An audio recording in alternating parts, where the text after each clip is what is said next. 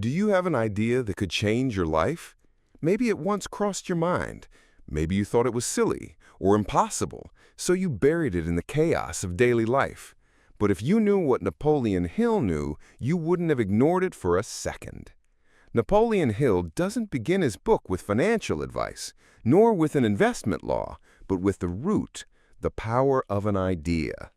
He believes that every wealth in the world, every achievement, every structure or giant institution or invention began with an idea, just a spark in the mind of someone who believed in it enough to dedicate their life to it.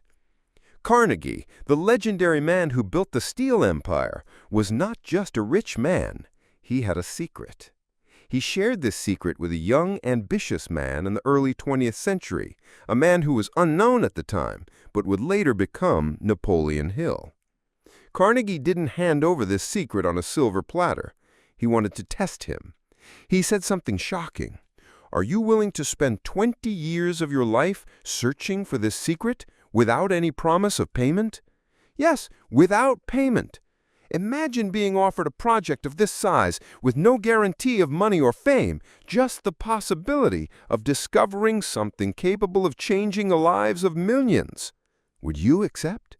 Hill said yes, and that was the beginning of a journey that lasted more than 2 decades, during which he spoke with over 500 of the most successful people of his time. Pioneers, inventors, business owners, presidents, geniuses, all of them were different in appearance, background, and circumstances, but something connected them. That thing, as Hill discovered, was not luck and not extraordinary intelligence, but what he called an idea backed by a faith and the desire that never dies. The difference between the one who succeeds and the one who gives up is not what they know, but how they think. Napoleon Hill doesn't offer you secrets locked away in the vaults of the rich. He reminds you that the real power is inside, not outside. He asks something simple of you, to read this book not with a critical mind, nor with a skeptical eye, but with a ready mind and an open heart. Because the secret he promised you is not stated explicitly in the book. It's scattered between the lines, embedded in the stories, buried in the examples. You will read, and at some point you will feel that something has been revealed to you. You might not know exactly when, but you will feel it. As if the veil that had blocked your understanding of the truth about success had suddenly been lifted. This secret, as Hill believes, can help whoever possesses it to achieve whatever they want. Wealth, freedom, influence, spiritual or financial success.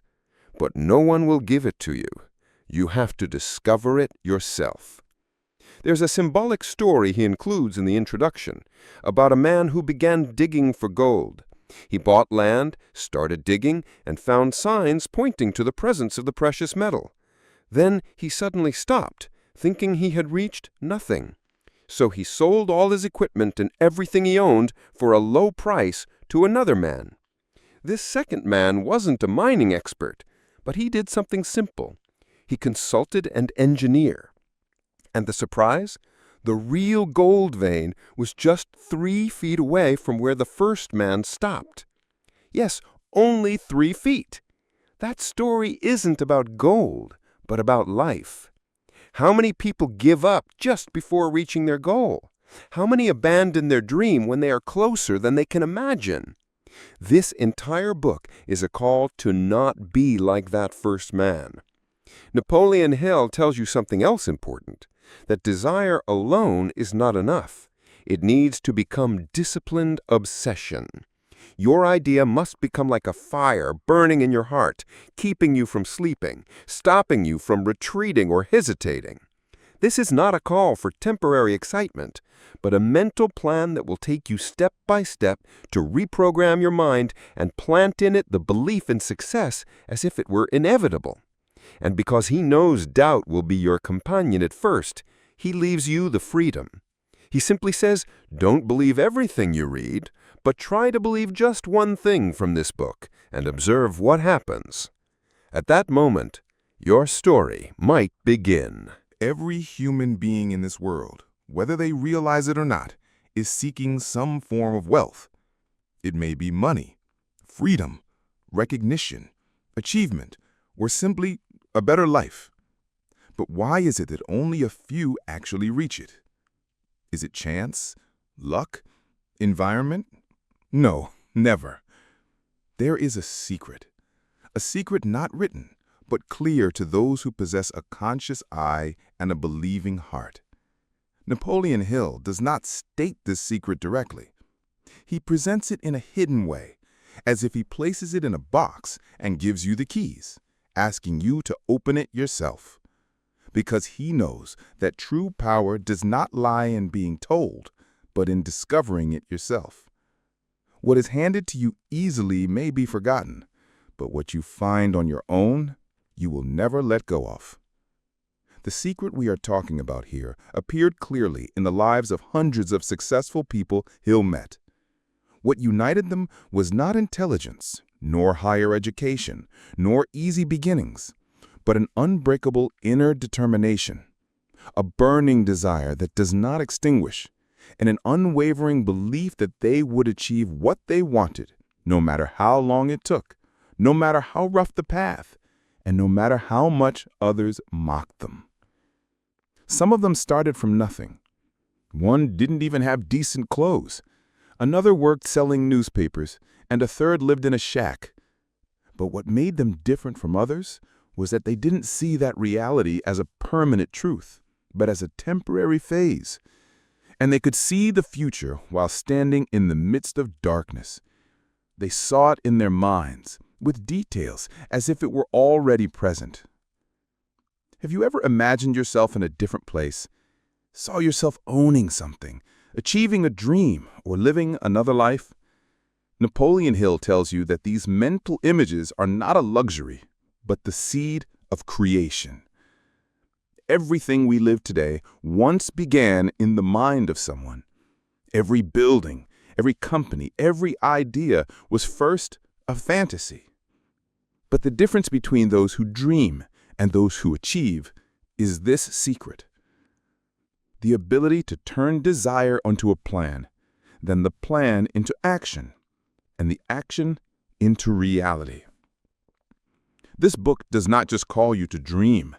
It calls you to do, to create within your mind a burning idea, to feed it every day with faith, and to give it enough time to take shape. Napoleon Hill warns you of something dangerous: to merely wish, imagine, and then do nothing, and say, "I tried, but nothing happened." Desire alone is not enough. Emotional enthusiasm alone is not enough. What turns an idea into wealth is persistent effort, despite failure, despite discouragement, despite mockery. He tells of people who lost everything and rebuilt from scratch because they did not lose what was more valuable than money: their inner conviction. These people didn't succeed because they didn't fail. They succeeded because they refused to let failure be the end. They used every fall as a lesson, every disappointment as a motivator, every delay as a test, proving to themselves that they were still on the right path. And if you're asking yourself, do I possess this secret? The better question is, am I ready to wake up every day and think as if success is coming, no matter how much the reality says otherwise? Because that moment that changes everything doesn't come with a loud sound or a prior warning. It comes suddenly, when you prove that you haven't given up. There is a phrase hidden in between the lines that will repeat itself throughout this book without ever being written. But if you listen closely, you will feel it. You are closer than you think. Just don't stop. Deep within every human being, there is something burning. Not a fire that consumes them, but a fire waiting to be lit. That mysterious feeling that you were created for more than an ordinary life, more than routine, more than dying without ever truly trying to live. But between that feeling and becoming someone great, there is a first gate. It is not opened by the mind, but by willpower. It is desire, sincere desire, burning desire, the kind of desire that makes no compromises.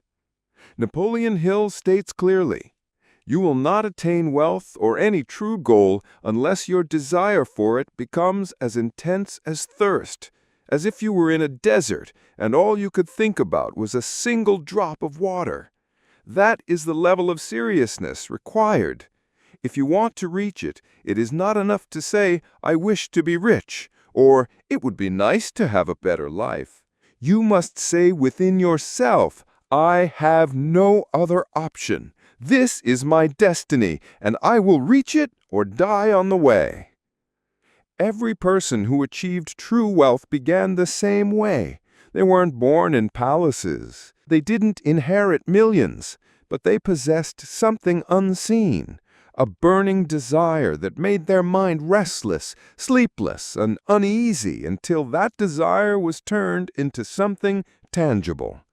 Hill tells us about a man who strongly wanted to become a business partner with Edison, the great inventor. He didn't say, "I want to work with Edison." He said, "I will become his partner." He set out on a long journey. He had no money, no connections, but he had something stronger, a non-negotiable idea. When he stood in front of Edison for the first time, he wasn't impressive in appearance, but he had that unmistakable sparkle in his eyes. That sparkle that said, "I am not here to ask for a job. I am here to create my destiny." Did Edison accept him immediately? No. He started in the simplest job, but he didn't see it as a small task, rather as a doorway to what he wanted. He wasn't looking for the opportunity. He created it. And after years, he became Edison's actual partner. This is what Napoleon Hill repeats over and over. People think desire means just to dream, but true desire does more than that. It drives you to do things others don't find logical. It makes you move, endure, persist, even in the hardest moments. But how do you turn desire into something effective? It's not enough for it to be in your heart. It must be written down, planned, repeated, and nourished.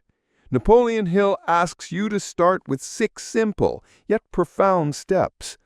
To know exactly what you want. How much money? What will you do with it? When will you achieve it? What is your plan? Then you begin reciting this to yourself aloud, every day, morning and evening. This may seem simple, but within this simplicity lies the secret, because repeating desire clearly convinces your subconscious mind that you are serious. And once your subconscious mind is convinced, the entire universe begins to act as if what you want is on its way. Just keep going. In the beginning, you will doubt. You'll say, "Will I become rich just by thinking about it?"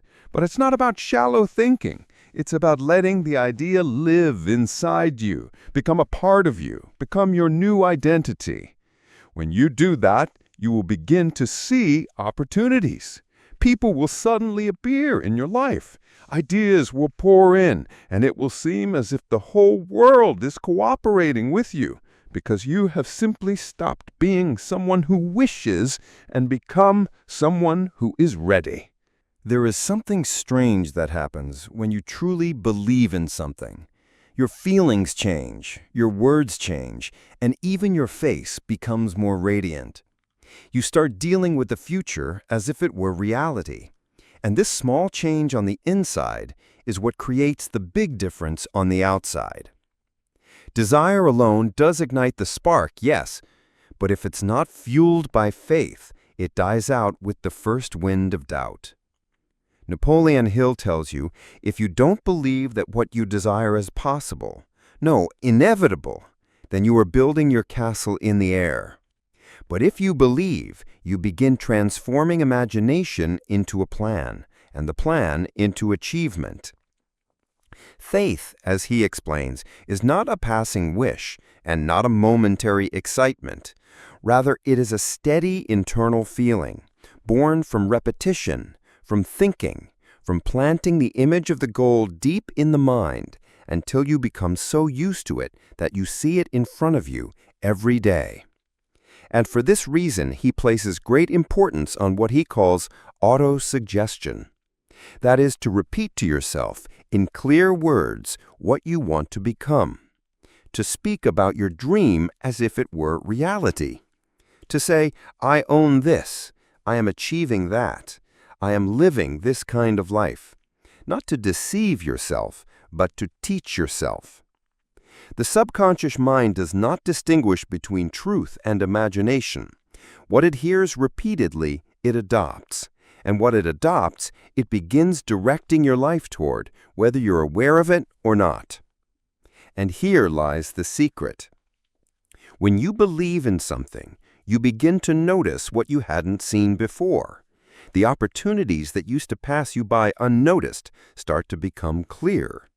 The obstacles you once feared become strength training exercises, and the people around you feel your change and respond to you based on that belief. Hill tells you that most people kill their dreams with their negative thoughts. Every time you say, I won't succeed, this is impossible, I'm not good enough, you are programming your mind to retreat. And worse than that, you start to behave according to those thoughts without even realizing it. But when you plant words of faith in yourself, even if at first they feel untrue, you gradually begin to believe them, and you begin to act as if they are true. Imagine someone who says to themselves every morning, I am building my wealth now. Every step brings me closer to my goal. I have the power to succeed, and the universe is responding to my determination. Then lives their day with that spirit. How would their choices look? How would they speak to others? How would they act when a small opportunity appears? They would certainly be completely different from someone living under the shadow of doubt, fear, and hesitation. Faith does not give you instant guarantee, but it gives you steadfastness. And when you stand firm long enough, fear retreats, the vision becomes clearer, and circumstances begin to serve you rather than block you. And perhaps one of the most beautiful things Hill says here is, any idea that is repeated with strong emotion is accepted by the subconscious mind and becomes part of reality. Meaning that your future is not something you wait for, but something you create today through what you believe in, imagine, and live internally. Every great person has passed through this. Every entrepreneur who started with loss and then rose up, every artist, inventor, or leader was not born in the spotlight, but believed deep inside for years that they were born for something greater, and they kept walking until the world around them believed it too. When a person begins to talk to themselves, they are either building or destroying. With every thought, with every sentence said inside the mind, there is a message being planted deep within. And it doesn't matter whether it is said out loud or whispered internally. The subconscious mind always listens. It records everything and believes what is repeated to it. Napoleon Hill understood this very well. He discovered that the key to changing reality starts from this hidden conversation. How do you talk to yourself? Do you say, I'm a failure, I can't, it won't make a difference, I'm not lucky? Or do you say, I'm capable, I'm learning, I'm getting closer, I'm succeeding, I'm creating my future? What you say within yourself is what creates your life. People do not fail because of circumstances, but because before they even begin, they told themselves they wouldn't succeed. And they repeated that message over and over until they believed it. Then they started acting accordingly without realizing it. They created failure with their thoughts, not their reality. From here comes the power of auto-suggestion. This tool is not magic and not an illusion. It is simply the conscious repetition of positive thoughts filled with emotion and precisely directed toward what you want. But Hill doesn't want you to repeat generic phrases like, I am successful or I am rich without feeling. He wants you to write clearly what you want. How much money? When? How? Why? Then connect that with strong emotions, enthusiasm, faith, gratitude, real desire. Then every day, morning and evening, read these phrases out loud, as if they are coming true now. See yourself achieving the goal, feel it, visualize it, live it as if it is reality. Why? Because the subconscious mind does not distinguish between reality and imagination. What you see, repeat, and feel becomes, to it, something that must be carried out. And here is something amazing happens. Your mind begins adjusting your behavior to match the image you believe in. You start noticing opportunities you didn't see before. You speak with confidence you didn't used to have. You behave as if you are already the person you want to be until you become them in truth. This is not a mental trick, but a spiritual exercise. To plant something in your mind, water it with repetition, and wait for it to bear fruit. But you don't plant once and walk away. You plant every day, every morning, every evening, with the same enthusiasm, with the same faith. And this is what distinguishes successful people from others. They don't leave their thoughts to randomness. They don't allow any idea to break into their mind without awareness. They create their thoughts, just as a sculptor shapes his statue. Do you doubt yourself? Do you sometimes say, "Who am I to achieve this?" Autosuggestion is not to convince others of you, but to convince yourself of yourself first. To become your own inner ally instead of your enemy. To awaken that part within you that knows you were created for something greater, but was numbed by negative voices for many years. And in the end, Hill reminds you that this practice is not temporary, but ongoing, to make it a habit, a way of life. And the more you repeat these suggestions, the stronger they become, the closer you get, the clearer they become. And what was once just words, gradually turns into a reality you live in full awareness. Knowledge, as many believe, is power. But Napoleon Hill shakes this belief. He says it simply, and perhaps shockingly, knowledge alone is not power. Power is applied knowledge. How many people hold degrees? How many people have memorized thousands of pages and possess information in every field?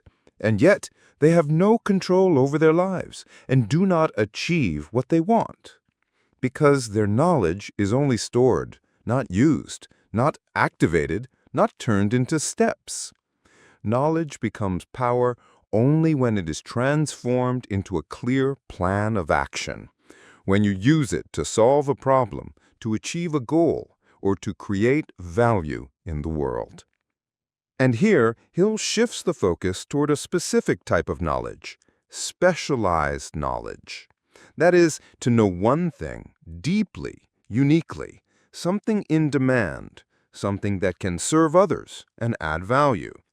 The issue is not to be well-read in everything, but to be an expert in one thing that serves your purpose. And you might be surprised to learn that most great individuals were not the smartest academically. They simply knew how to use what they had wisely. They didn't have all the answers, but they knew where to find them and when to use them. For this reason, Hill reminds you, you were not required to be a walking encyclopedia, but to master something, know how to build on it, and invest in it. Are you a photographer? A writer? A device repairer? A beekeeper? Whatever your field, there is a way to turn that knowledge into value, then into income, then into wealth. And it doesn't stop at static knowledge. Even more important than that is personal experience and conscious observation. What have you learned from life, from failure, from small experiences? These, as Hill says, are not just lessons, but sources of specialized knowledge that no book contains. When you go through an experience and come out with deep understanding, you become a different person. And that experience might be the key someone else needs. And here is your role, to deliver that value. And because you can't know everything, Hill encourages you to build a team of minds, people who complete what you lack, who know what you don't. Because real intelligence is not knowing everything. It's knowing how to surround yourself with those who do. Successful people do not feel ashamed to ask, nor hesitate to seek help. They don't see ignorance as a flaw, but as a temporary phase, fixed through research, learning, and practice. And here's a simple but powerful secret. Wealth is not reserved for geniuses. It is available to anyone who decides to turn their knowledge, whatever it may be, into a real tool serving a greater goal. So if you're thinking now, but I don't have specialized knowledge, think again. What is something you understand better than others? What do people often ask you for help with? What have you tried, failed at, then risen from? All of this is your knowledge capital, which you can build on. You don't need to know everything to begin. You just need to start with what you do know and develop it step by step until it becomes what defines and serves you. Close your eyes for a moment and imagine a life not limited by your current circumstances. A life that doesn't stop at your salary, nor your degree, nor what people say about you. A life that begins here, from within you. Napoleon Hill considers imagination to be the workshop in which every fortune, every achievement, and every real change is crafted, not because it holds magic, but because it is the gateway through which reality is reshaped. Nothing great was ever born outside of imagination. Every towering structure, every invention, every success story was first a mental image that passed through someone's mind who believed in it, turned it into a plan, and then into reality. But Hill is not talking about rosy dreams that we use to escape reality, but about practical imagination. An imagination that is used, designed, and directed toward a clear goal. An imagination that does not live in the clouds, but comes down to earth and becomes a project, a product, a business idea, a financial plan, a lifestyle. The difference between someone who imagines to escape and someone who imagines to build is that the latter knows how to use that workshop in their mind. They know that the brain does not strongly distinguish between what it sees in front of it and what it sees inside. And what you repeat inside yourself becomes closer to materializing, no matter how far it seems. Hill explains that there are two types of imagination.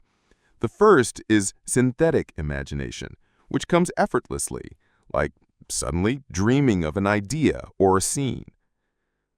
But the second, and more important, is creative imagination. When you sit with yourself and begin to construct an image, like an engineer designing the blueprint of a project that hasn't yet started.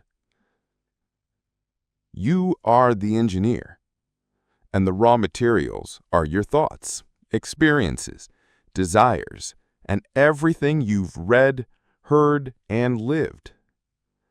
Your task is to reassemble these materials in a new form, serving your personal goal. For example, you want to start a business, but you don't have capital, nor enough experience. Here comes imagination. How can the project be built with low cost? Can you partner with someone who has the money? Is there a different model people haven't tried before? These questions open inside the workshop, and the mental machines begin to work. All you need to do is stop saying, "I don't know how," and start asking yourself, what if? What if this were possible? What if I tried this way?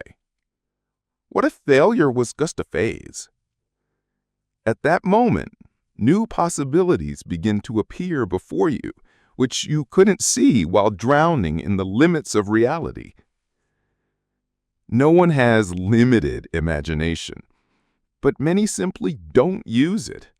They imprison it within the bounds of what is possible, what is logical, what others are used to.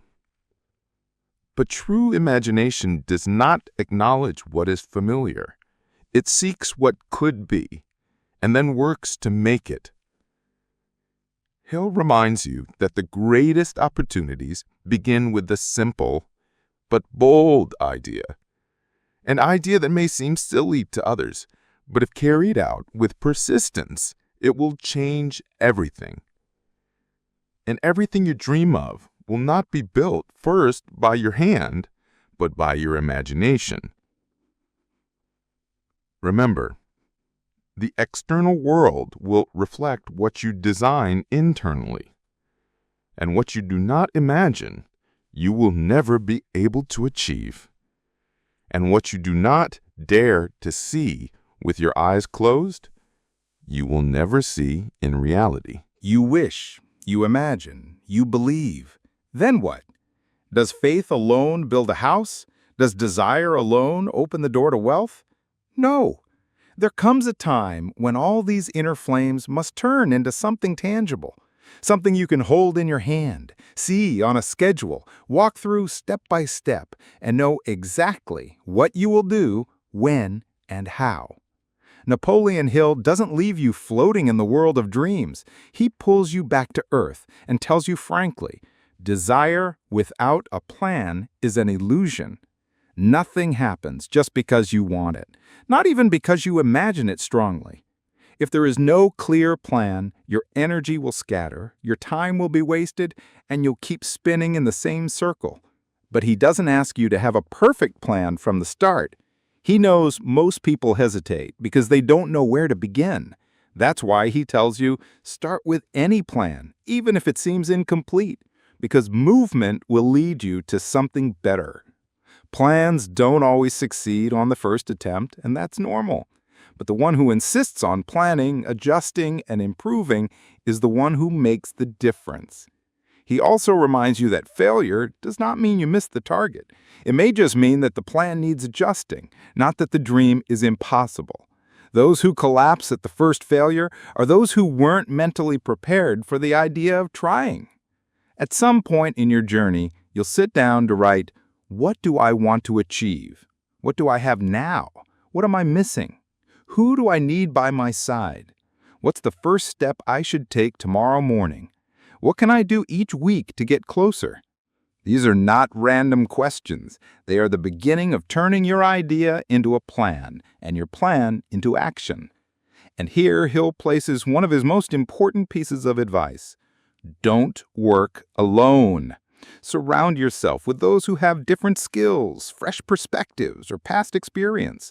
Build what he called a mastermind alliance, a small team you trust, share your dream with, and draw strength from to build a smarter plan. Because when you walk alone, you might fall and find no one to guide you.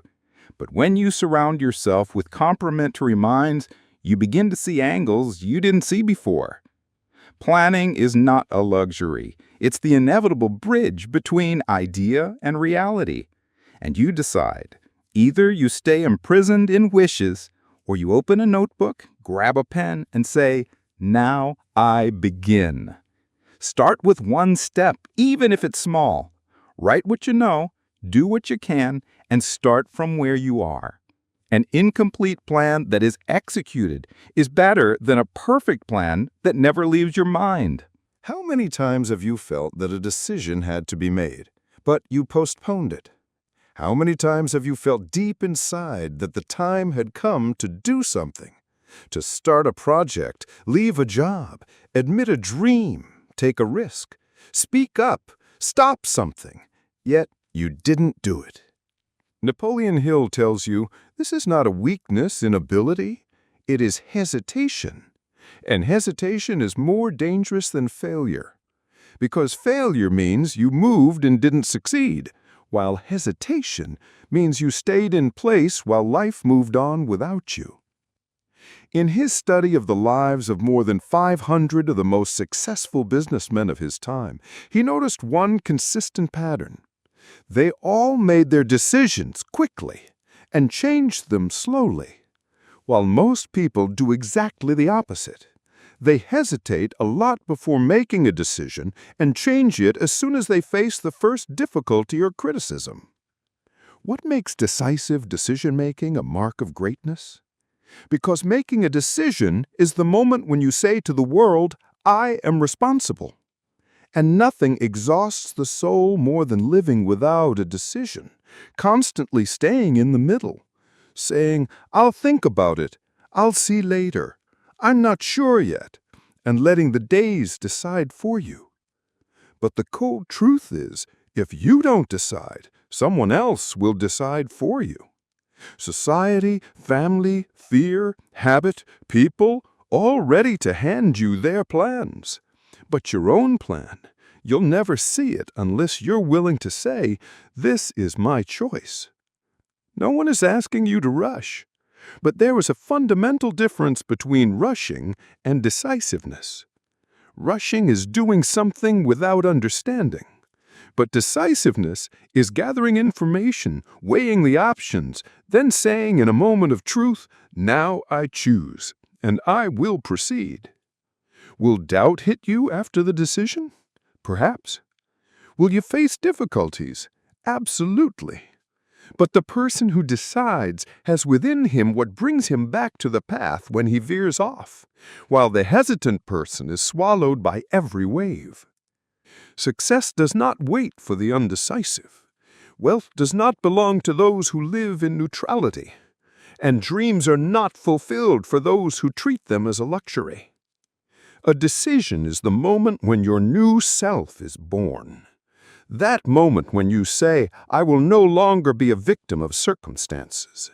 And the more you practice this hidden organ, the decision muscle, the stronger it becomes. Yes, decision is a muscle, and every time you hesitate, you weaken it. And every time you decide, even in small matters, you train it for the bigger ones. Do you want to become wealthy? You must first decide that. A decision not taken in a mood, but taken in depth, written down, and honored. Don't fear making the wrong choice, but fear never moving at all. Because a wrong decision can be corrected, but the absence of decision slowly kills you. Excellent. We're now approaching the true heart of every success, the element that separates dreamers from achievers. You've carved your desire, planted faith, planned, imagined, and decided, but will you endure? Napoleon Hill tells you clearly, if you are not ready for persistence, do not expect to see anything come true. It is not just one of the steps. It is the one that ensures the continuation of all that came before it. Perhaps now you've begun to feel the road is long, the obstacles many, and the dream, though close, still feels far. This is precisely where persistence appears. It is not a moment of enthusiasm, nor a temporary surge, nor an impulse sparked by a video, a book, or a situation. Persistence is doing what must be done, even when you don't feel like doing it. It is waking up in the morning, perhaps seeing no results, receiving no signals, hearing no encouragement. Yet despite that, you rise, you work, you continue, as if success is closer than ever. Hill observed that most who gave up didn't do so because they lacked ambition, but because they lacked what he called sustained organized effort. That ability to stay consistent, to insist, to work patiently despite slow progress, little results, or even ridicule from others. Picture this scene. Someone strikes a rock 100 times and it doesn't break. Then, on the 101st strike, it splits. Was the final strike the reason? Or was it all the strikes before it?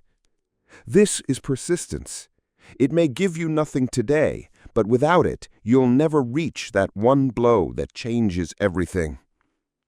No one escapes moments of doubt, frustration, or fatigue.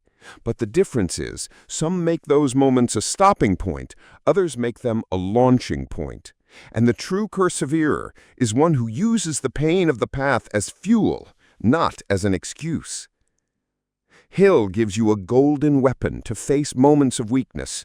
Surround yourself with a support group, people who resemble you in ambition, who motivate you, who remind you of your goal when you forget. Persistence is not just an internal decision, it's an environment you build around you. Do you know who are the most frequent failures? Those who possess tremendous talents but lack patience. While the truly successful? Many of them weren't the smartest or the most talented, but they were the most patient, the most committed, the boldest in continuing. You might fail once, twice, 5 times, but no one can defeat the one who does not stop. And deep inside every persistent person, there's that silent sentence that echoes with every challenge.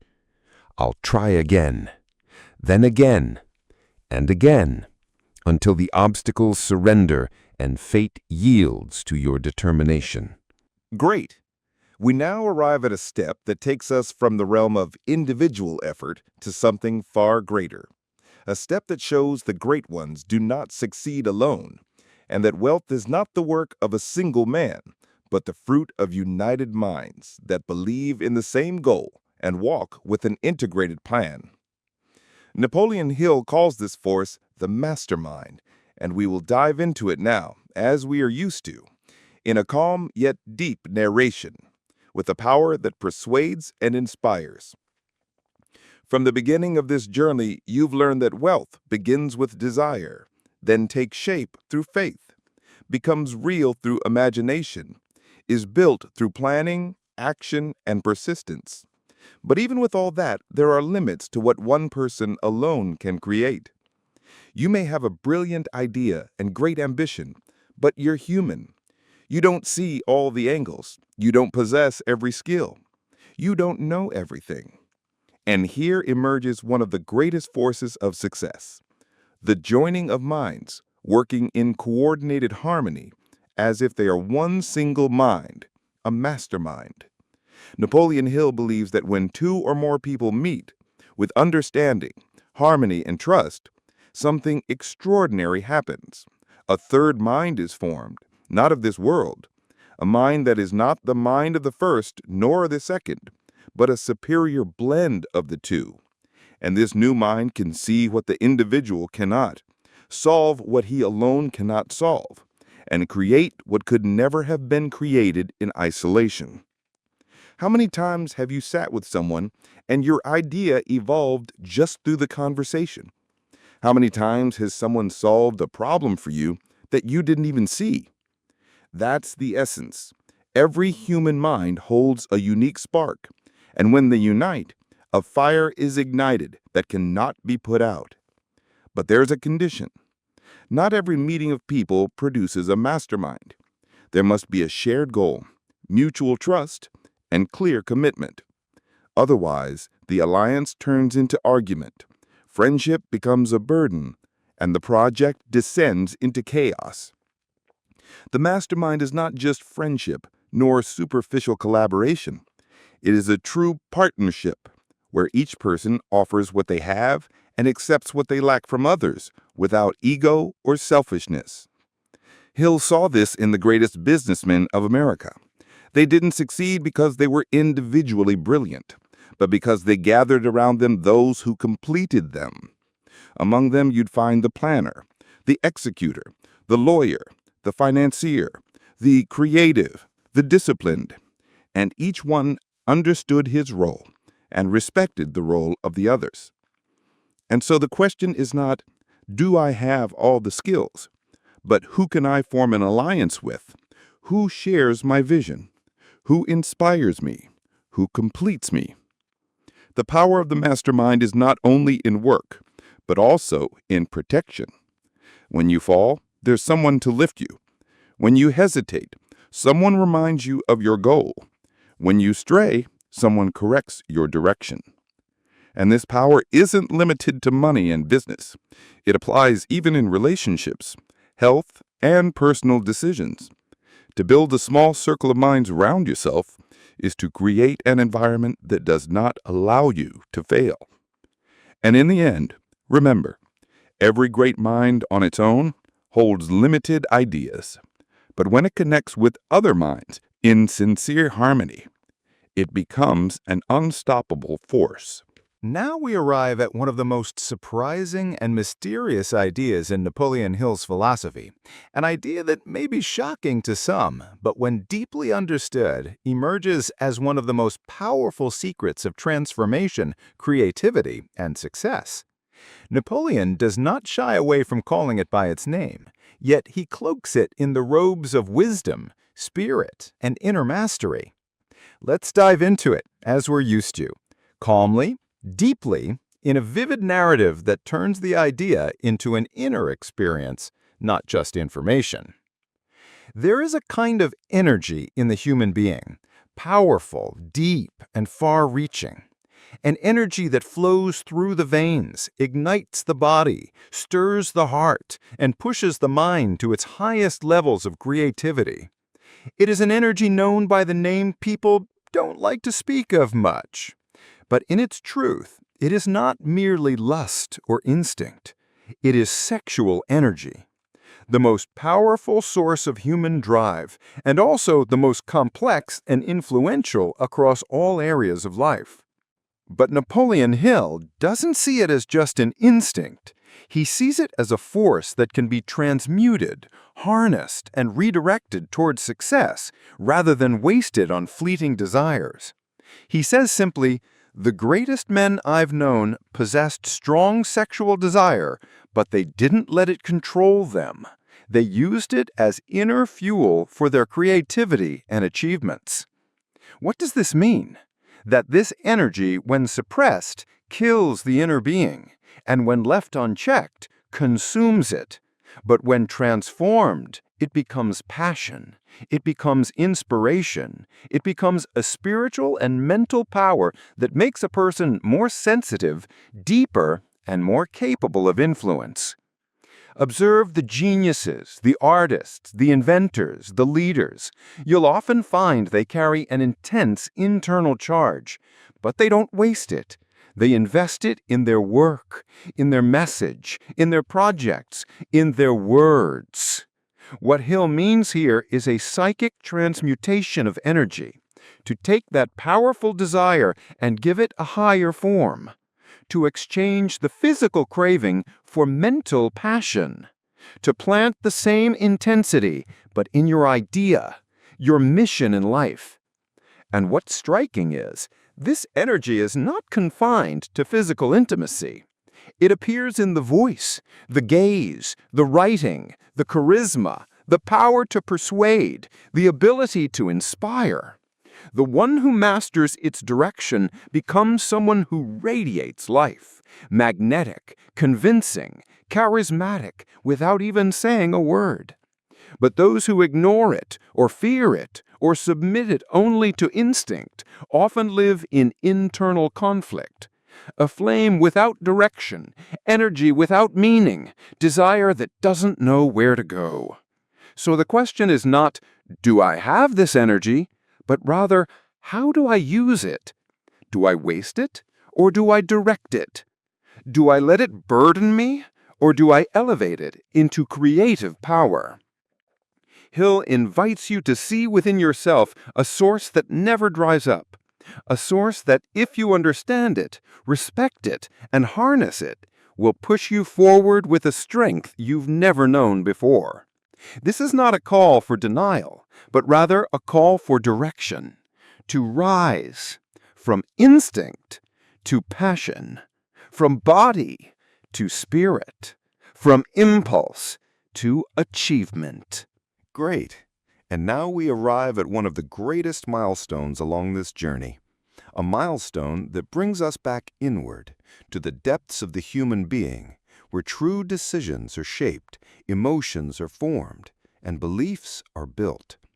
Here, we are not talking about something external, but about the subconscious mind, that silent power which never sleeps and which controls a vast part of your reality, often without you even noticing. Imagine there is a version of you that doesn't speak much, but it records everything. Every word you've said to yourself, every image you've seen, every feeling that passed through your heart, every belief you adopted, whether small or large, it's all stored. And over time, that version is the one driving you. You might think you act freely, but often you're just operating from an old program etched deep inside, a program called the subconscious mind. This mind, as Napoleon Hill sees it, is not just a container for emotions or memories. It's the true bridge between desire and reality. It is the gate through which your dreams must pass to become real things. How?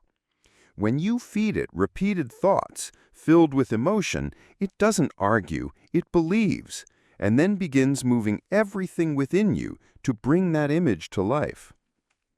It doesn't distinguish between joking and seriousness. If you repeat to yourself, "I'm a failure, I'm unlucky, I don't deserve it," it will believe that. And if you repeat, "I'm capable, I'm learning, I'm getting closer," it will believe that too.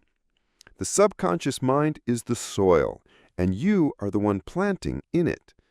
If you plant fear, your life will grow anxiety. If you plant faith, your life will grow endless opportunities. But there is a condition. It's not enough to toss an idea once. You must repeat it, feel it, live it within. Say it while believing it, not just repeating for the sake of words. And here lies the importance of everything we've discussed. Desire, faith, imagination, and autosuggestion, all of them are tools to craft the messages you send to your subconscious.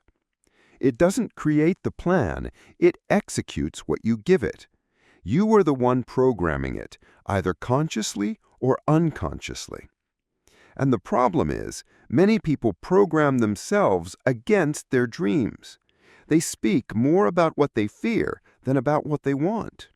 They doubt, they criticize themselves, they always imagine the worst, and then they wonder why the same experiences keep repeating in their lives. The answer is simple. They planted that outcome into their subconscious patiently and persistently. But here's the good news. At any moment, you can start again. You can plant a new idea. You can create a new thought pattern. And once your subconscious accepts it, it starts moving all your energy, creativity, and even luck toward achieving it. You don't need to see instant results. You just need to keep planting the message. Every morning, every evening, every moment of awareness, until your internal message becomes stronger than the external noise. Only then, desire becomes reality, because you are no longer wishing, you're believing. And you're no longer resisting your reality, you're reshaping it from the roots, from the deepest place within you, your subconscious mind. Wonderful. We now approach one of the most mysterious and astonishing concepts in Napoleon Hill's philosophy. In this chapter, he takes you beyond the physical and material world into a realm of vibrations, energy, and invisible communication between minds. He is no longer merely talking about what you think, but how you receive thoughts from the universe itself. Have you ever felt that an idea, one that wasn't yours, suddenly came to you? as if something descended upon you, an inspiration, a flash, a deep inner clarity with no logical explanation. Maybe you woke up with a solution to a problem, or a business idea struck you from nowhere, or you felt you should call someone, only to discover they needed you. Napoleon Hill tells you this is not a coincidence. Your mind functions as a receiver, a sensitive device that picks up unseen vibrations. Just as a radio picks up waves from the air and turns them into sound, so too can the human mind pick up thoughts that exist in a non-physical field surrounding us all. Thoughts, according to Hill, are not merely generated from within you. They are energy, and every energy moves through waves.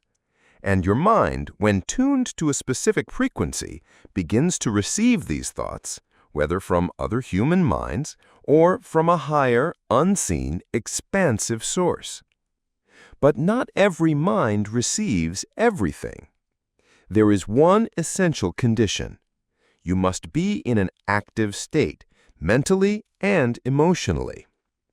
You must be charged with faith, enthusiasm, and focus. Only then do the receivers within you activate, and you begin picking up thoughts that were previously hidden from you. This is the same state that some call intuition, inspiration, or the inner voice. But Napoleon Hill gives it a more technical dimension. Your mind is an antenna. The more you clear it of doubt, fear, and noise, the more capable it becomes of receiving. The problem, then, isn't just in the idea you're searching for, but in the frequency at which you're living your life. If you live at the frequency of anger, jealousy, or doubt, then what you receive will only be more confusion. But if you're tuned into the frequency of true desire, excitement, and belief, you begin to receive solutions, opportunities, even the right people. Perhaps that's the secret of what happens with successful people. When they enter a high mental state, it's as if they're on a special wavelength. They create, they connect ideas, they attract like-minded minds, as though the universe is cooperating with them. Not because it's magic, but because they know how to tune their minds to become more sensitive to the invisible. You might ask, is this fantasy? But if you reflect deeply, you'll find it's closer to reality than you think. How many life-changing ideas came to you without you knowing where they came from? How many times did you feel something internally, something no one said, yet it turned out to be completely right? These moments don't happen randomly. They're signs that a network of ideas and energy surrounds us, and that those who know how to organize their minds, how to purify them from negative frequencies, begin to pick up precise signals that change the course of their lives. So the key is not only to think, but to prepare your mind to receive, to become finely tuned like a transmitter and receiver, sending out your intent and opening your heart and mind to listen to what comes back from the world. Beautiful. We've now arrived at the final stage in Napoleon Hill's philosophy, the point that cannot be fully explained in words nor grasped by logic alone. It is not a step, but a state, something that goes beyond thinking, analysis, planning, and even faith. Napoleon calls it the sixth sense and describes it as the door to the temple, a door that opens only to those who have walked every step and are truly ready to see from within. At a certain moment, after all your effort, plans, failures, recoveries, belief, imagination, action, and persistence, you arrive at a strange point, a point where it feels like something inside you is always one step ahead. You wake up and simply know what to do without overthinking. You meet someone and feel there's a message hidden behind their voice, even if they don't say it. You make a decision within yourself and just feel it's right, even when nothing external confirms it. This isn't coincidence, and it's more than just intuition. It is the sixth sense, as Hill describes it. It's that mysterious ability to see what can't be seen, to hear what isn't said, to understand what can't be explained. But no one is born with it fully awakened. Rather, it is planted with each step you take. And when all the layers mature, from desire to faith, to perseverance, to mastery of energy, to activation of the subconscious, this sense begins to bloom like a flower opening in the silence of night. It's not logical, but it's precise. It's not scientific, but it's true. It can't be explained, but it can save you from wrong decisions or push you toward opportunities no one else sees. Hill says no one can fully explain how it works, but he experienced it many times in his life. And you too, if you reflect, you'll realize you felt it before. That moment when you said, "I don't know why, but something in me says, do this," and you did, and it opened a door you never dreamed of. But here's the secret. This sixth sense does not reveal itself to those who doubt. It is like a door at the peak of a mountain. It won't open to someone still standing at the base. It asks you to rise, to wait, to cleanse your inner world, to trust your voice, and to be present. And when you do trust it, life begins to speak to you in a language no one else hears. You see signs. You connect the dots. You perceive what's behind things. Hill calls it infinite intelligence, that cosmic power that lights the path only when you're ready. It does not speak to the hesitant mind or to the scattered heart, but to the one who has built himself layer by layer until his mind becomes in tune with the energy of the universe. And you may wonder, is this some kind of superpower? Perhaps not, but it is a pure internal force, and once you touch it, your entire way of seeing changes. Life becomes clearer, even in the fog. At the end of everything we've walked through, after every step we've dove together, this door appears. A door that doesn't open with knowledge alone, nor with intention only, but for the one who walked and fell and got up again and believed, then waited in silence until things revealed themselves. And when it opens, you realize true wealth is not just in money, but in becoming someone who can receive inspiration, make decisions, and create their reality with a confidence that feels like certainty. Excellent. We now arrive at the final chapter of Think and Grow Rich. But unlike what many might expect, this ending isn't a celebration or a happy conclusion. It's a stern warning. After you've learned how to activate your inner powers and plant the seeds of success, Napoleon Hill now stands before you to say, there are 6 ghosts that can steal everything you've built without you even noticing. There comes a moment in every journey of success where collapse doesn't come from the outside, it comes from within. A moment when it's not people who betray you, it's your own fear. And so, Hill reveals 6 silent enemies, unseen, unheard, yet capable of destroying you from the inside. These are the 6 ghosts of fear. They feed on your energy, weaken your decisions, and keep you from seeing what you truly deserve.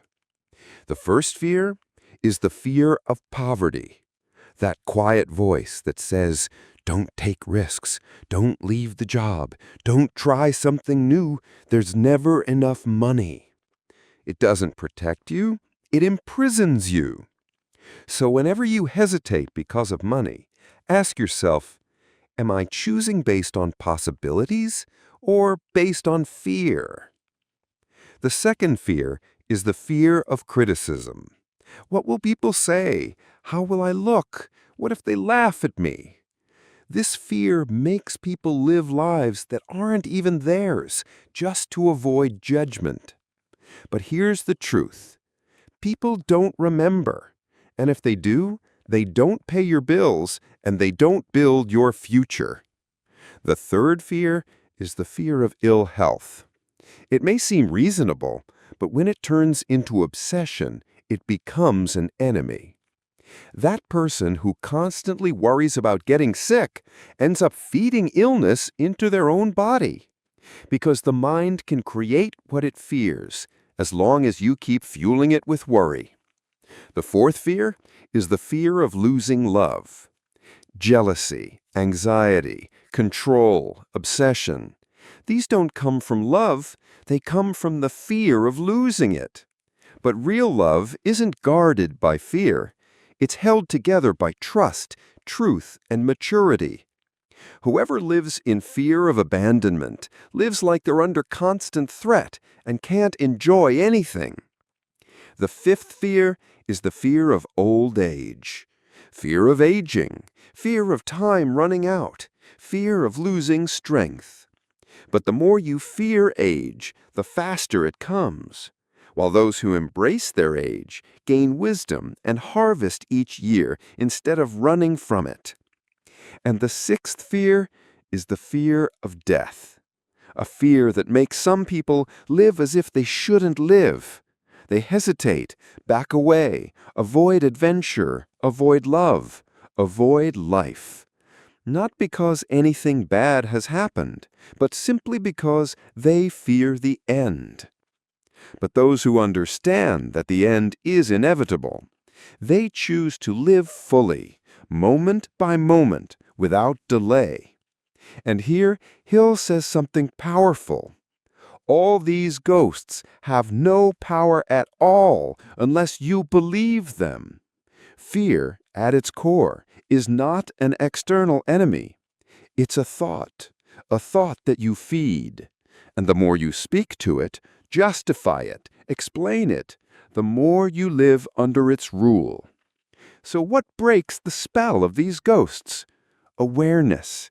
To see them as they creep in, to name them, to call them out, to say, "This isn't me, this is my fear talking, and I choose to be free." Yes, they may not disappear immediately. Yes, they may return. But each time you see them clearly, they lose a little more of their power. And that's why Hill doesn't end this book with a call to plan, but with a call to liberate yourself, to be a master of your thoughts, not a servant, to face yourself with honesty, to find where your fears live and walk beyond them. Because no wealth is built on fear. No dream is born in the shadows. And as long as you can see your ghosts, you can dispel them with the light of your mind, the voice of your will, and the truth of your heart's desire to live a life led not by fear, but by hope. Every great mind starts with a single page, and you've just turned one. If this chapter's moved you, imagine what's coming next. Subscribe, hit the bell, and unlock the next idea. Keep listening, keep growing.